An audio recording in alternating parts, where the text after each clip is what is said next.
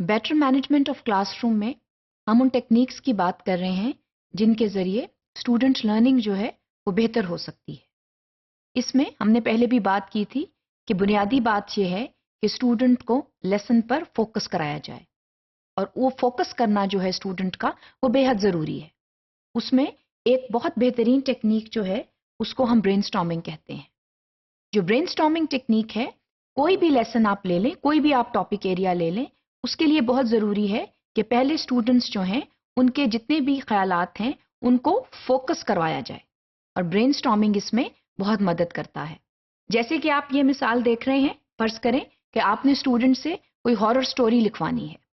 تو بہتر ہے کہ پہلے ان کے جتنے آئیڈیاز ہیں ان کو اکٹھا کیا جائے اور ان کو ایک برین اسٹارمنگ کے ذریعے، جس کو ہم مائنڈ میپ بھی کہہ سکتے ہیں، اس کے ذریعے ایک چاک بورڈ کے اوپر یا کسی چارٹ پیپر کے اوپر پھیلایا جائے۔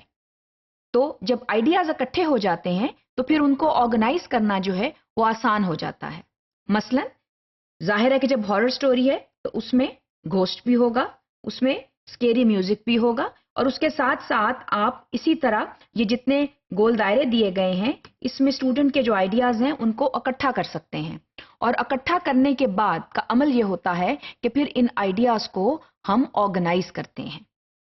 جس کو پھر ہم، جیسے ہم نے پہلے ایڈوانس آرگنائزرز کی بات کی تھی، اس کے ذریعے بھی کیا جا سکتا ہے۔ سو برین اسٹارمنگ جو ہے وہ کوئی بھی آپ لیسن لے لیں، اور آپ نے خاص طور پر اگر کوئی سٹوری ڈیولپمنٹ کرانی ہے تو اس میں جو برین اسٹارمنگ ہے وہ بہت مدد کرتی ہے۔ عام طور پر جو ٹیچرز ہیں they complain about the incoherent story patterns of students.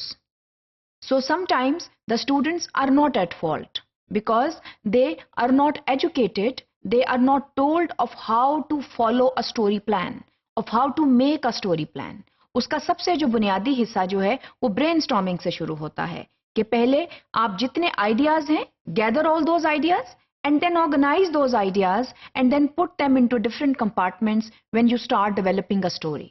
So brainstorming is extremely important. Together with brainstorming, there is another concept which is known as developing a story map. جو اسٹوری میپ ہے وہ بھی ایک اچھی technique ہے، جو اگر آپ اسٹوڈنٹس کو کوئی اسٹوری لکھوانا چاہ رہے ہیں، وہ چاہے وہ کسی بھی زبان میں ہو، اردو میں ہو یا انگریزی میں ہو، تو اس میں آپ پہلے ان سے ایک میپ بنوا لیں۔ میپ جو ہے وہ اسٹوڈنٹس کو ڈفرینٹ کمپارٹمنٹس میں سوچنے کا موقع دیتا ہے۔ اس میں ظاہر ہے کہ کردار بھی ہوتے ہیں، سیٹنگ بھی ہوتی ہے، پلاٹ بھی ہوتا ہے، تو اسٹوڈنٹ جو ہے وہ ایک دم سٹوری نہ لکھنے بیٹھ جائے، پہلے آپ میپ کے ذریعے اس کے آئیڈیاز جو ہیں ان کو آرگنائز کریں۔ اس کی جو مثال ہے وہ آپ کے سامنے ہے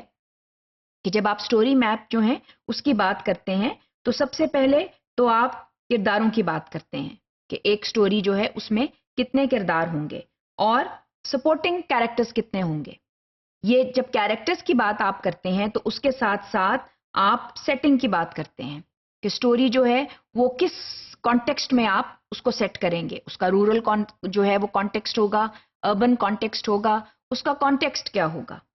پھر اس کے اندر کون سے مسائل ہیں جو درپیش آئیں گے، اور پھر ان مسائل کا آپ نے حل کیسے تلاش کرنا ہے۔ یہ سب جو ہے وہ ایک سٹوری میپ کے ذریعے بنا دیا جاتا ہے، اور سٹوڈنٹس جو ہیں وہ اپنے خیالات کو بہتر طریقے سے آرگنائز کر سکتے ہیں۔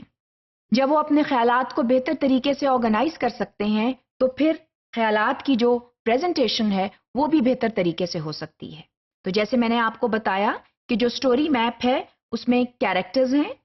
اس کی سیٹنگز ہے، اس میں پرابلمز ہیں، اور پھر